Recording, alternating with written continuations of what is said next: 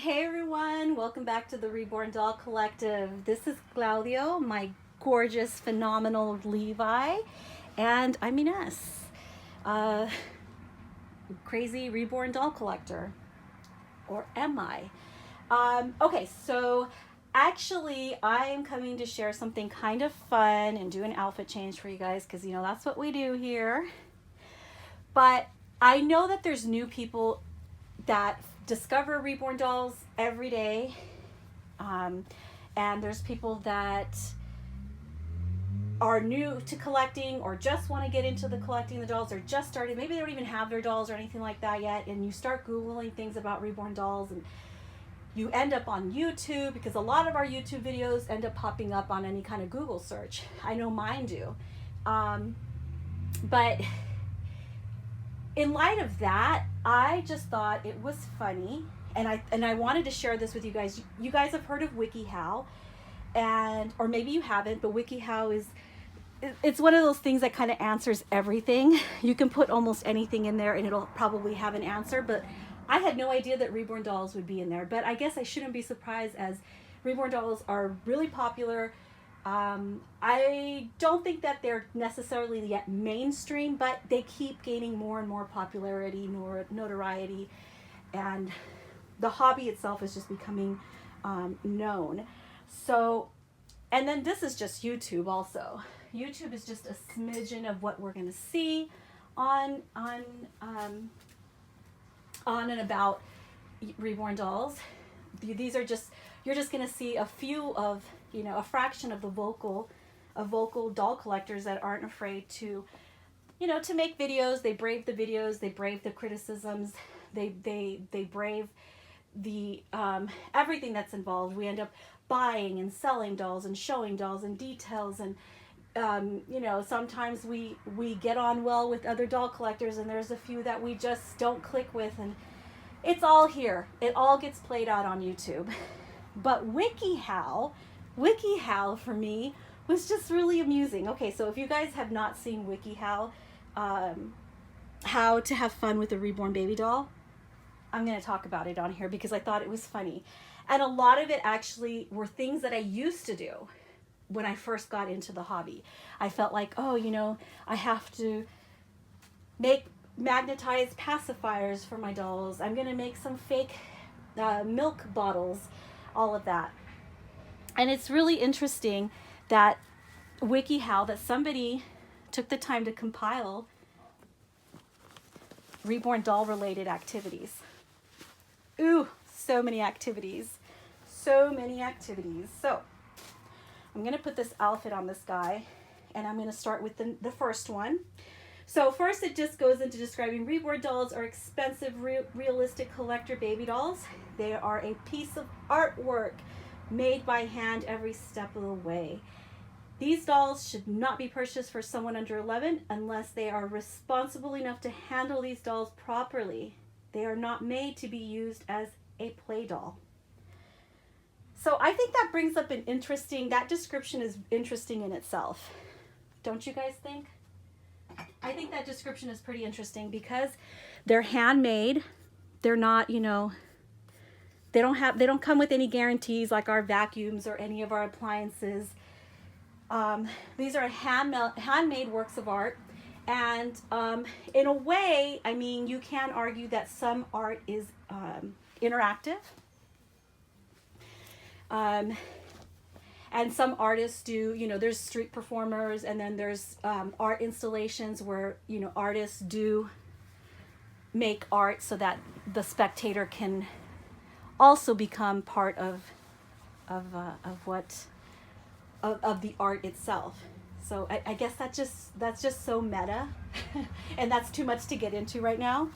But yeah, so the first one on how to have fun with your reborn baby doll.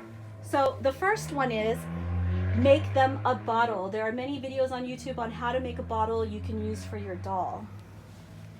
I've made some. I haven't really followed too many tutorials on how to make like the disappearing milk ones.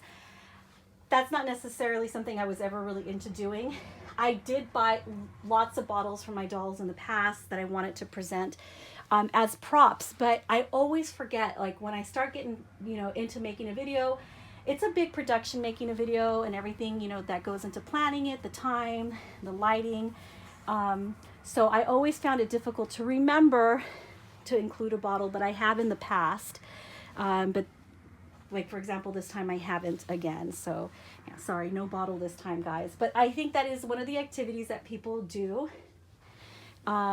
It's play. It's a play for adults and children, because children do it too. But that was one of the things about this hobby that I really, really loved. I really loved that I was able to use real baby stuff, baby items, real baby, take the tag off of this. I was able to use real baby items that you'd find in the store that made it really fun. And I think that's one of the things that we're always striving for in this hobby is realism, not just in the dolls, but in our pictures and how we present our dolls. So number 2 is make them a pacifier.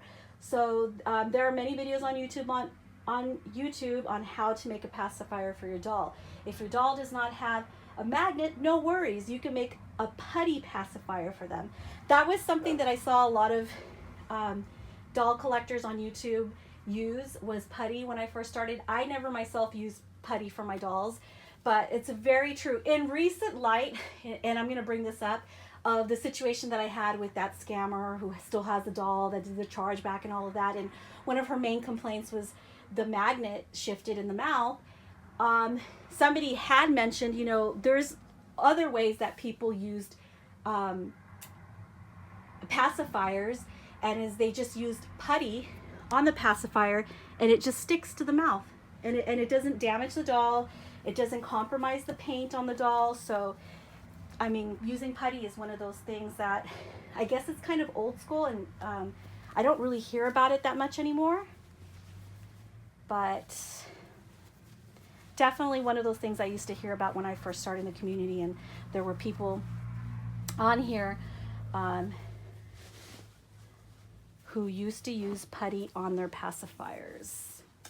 So number 3, this is my favorite, to be honest with you, it's my favorite. Did I mention it's my favorite? Okay, number 3, buy them things. You can spend how much money you want. You can go to Goodwill or to the mall. You don't have to spend a bunch of money, but buy clothes, bottles, pacifier, blankets, diapers, etc. But the point is, spend as much as you want. You can spend as little or as much as you want. And definitely that is one of the sweeter components of this hobby for me, is definitely shopping, being able to implement like a creative side of me, you know, which is the fashion and putting outfits together. Well, this outfit is already put together nicely for me by the good people of the store in the UK. But this looks so cute on him. So yeah, definitely I just got a little mail from an order I put in a couple of days ago, and this is so cute, and I can't believe how well it fits him. Look how cute that looks. Oh my goodness, so cute. I gotta have a clothing sale. So yeah, buy them things. I'm gonna have a shameless promotion here for my Instagram store. I'm gonna be selling some clothes soon. I know I've been saying that, but I've been dealing with a lot of things that have kind of pushed that to the back burner, but I will be doing that soon, but it will be well announced to everybody, including I will announce it here as well. Number 4, this is, I think, one of those things that kind of is really up to, it's definitely just going to be up to the individual. Not everyone feels comfortable doing this, or if we do, some of us do it differently. But number 4 is take them out in public if you're comfortable doing so. It can be a very fun experience. And it is. I don't necessarily like to take my dolls out in public so that other people know, or that strangers know that I have a doll in my carrier. I'm more private about it. So I don't take them out in public to get noticed. Although I do have friends in, even in my own local doll group that enjoy the attention. Me, I don't. So some people maybe have never wanted to take them out in public, and that's perfectly fine. Also, one of the things about taking them out in public that I don't like, that I'm just going to throw in here, is that risking getting them damaged, or their hair getting rubbed on, or getting food on them, or other people touching them, things like that. So those are one of the things you want to think about before you take them out into public. For the most part, people with their own dolls that collect dolls, if they're around people that are collectors, they're usually not going to experience any kind of problems, because most people know they know how to handle reborn dolls because they have some of their own. Number 5, this is another fun way. The 5th way to have fun with your dolls is get them a crib, car seat, and bouncer, etc. You can even make your own homemade crib. There are many videos on YouTube how to make your own doll crib. You can even get regular doll cribs or handmade doll cribs made for reborn dolls. So just a show of hands in the comments section, let me know if you have a bassinet, maybe you have a crib, maybe you have a changing table. I myself have a changing table and a bassinet, and that's how I display my dolls. So the bassinet and the crib are not really necessarily for play, or they kind of just enhance the look of the doll or the realism, and they're more like props to hold my dolls. If I could have like more, or just a room dedicated, I would, but I don't have the room. So some of them unfortunately are put away. I rotate the dolls in and out. And then there is number 6. I thought this one was pretty interesting, guys. Number 6 is, if you want to treat your doll as a real baby, then go for it. Not everyone does, but some people do. And that really comes down to, I don't treat my doll like a real baby. I love getting all gushy over them, and I feel like they're so cute and everything like that. But I also think certain teddy bears are cute, and puppy dogs are cute. Well, you know what, that's a real life critter, but so I'll keep puppy dogs out of it. But like, I think teddy bears are cute. I think a lot of things are cute, and I get excited about them, and the more realistic something looks, the better it is for me. I enjoy it even more, and that same thing applies with my dolls. So I mean, it's not necessarily my way of interacting with my dolls, but that's not to say that anybody actually believes that these dolls are real. I know that there's people that are not part of the reborn doll community, or they don't have dolls, so it's a little difficult for them to understand and make that distinction, like, oh, well, they wonder if all these grown women and men with dolls actually believe they're alive. Well, I think the majority of us don't, and we're fully aware, and it's just the artistry that we're appreciating, and the realism. For me, it's the realism, and yes, there is a cute factor, I'm not going to deny it, but not even that is enough to convince me that this is real, that they're real. So I don't necessarily think they're real, but I will treat them like a fine item, maybe like a real baby, but not necessarily, because none of us would call a babysitter to watch our doll. None of us would actually have any real diapers to change. So in that sense, I don't think any of us are calling babysitters to watch our dolls. So I don't think anyone necessarily is treating them like a real baby, but we do handle them like real babies, because we have in mind that these are items that are handmade, and anything can happen to them. A magnet can shift in their mouth, or their arms can fall off, and then we're going to have to get cables to put them back on. So those types of reasons why, because we pay a lot of money for them, are reasons why we would handle them. And it's a little bit of play. It's okay to pretend. So moving right along, number 7, and I think some of you will agree, make a YouTube channel. A lot of people make videos of their own reborns / realistic dolls on YouTube. Check into it.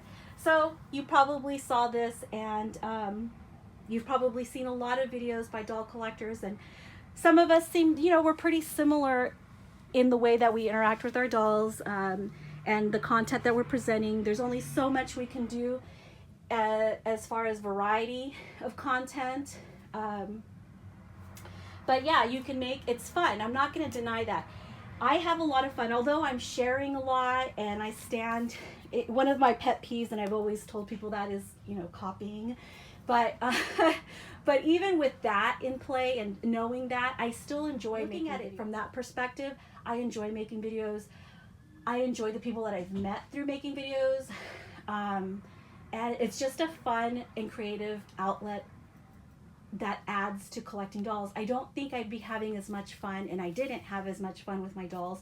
All I did was shop and had nobody to share it with. So making videos is definitely, you know, for YouTube is definitely a really creative outlet. 8, play around with them, dress them, change their diaper when they need a diaper change, even give them a bottle. And I think that kind of goes back to, you know, treat them like real babies, but even adults need to play. Everybody has different things they like to do. Some people like, you know, traveling, but some of us, you know, in this community, a lot of us are not, you know, completely able-bodied or in a financial position to be able to travel. So this is what we spend our money on. So playing around with them, dressing them into the different outfits, that is such a huge component of this hobby. And taking pictures of them, it just takes it to a whole new level. I think I'm adding my own stuff, but that might be on here. And so whether or not you think you play with your dolls, I'll admit I am playing with my dolls, recording a video, setting up for, you know, Instagram photos, changing their outfit. That's all play. And adults need to play too. It's not just for kids. It's a good, healthy activity. And number 9, try to meet other reborn/realistic doll lovers. You can share your passion for this hobby. You can go to doll shows together or just show off your dolls to each other. Having a friend with the same hobby makes this hobby more fun. And WikiHOW, how did you know? Actually, that is one of the really fun things about this hobby, is being able to have met the people that I have. I have my local group. We're road tripping it to the doll show this summer, so I'm really excited about that. I love hanging out with them already as it is, and just being able to be with my doll friends, going to a doll show, it's just like reborn doll happiness to the 10th power. So yes, definitely WikiHOW got this one right as well. And number 10, and I think this is the last one, the 10th way on how to have fun with your reborn doll is check out, oh my goodness.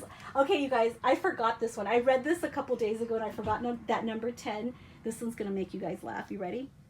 Check out Paradise Galleries and Ashton Drake Galleries.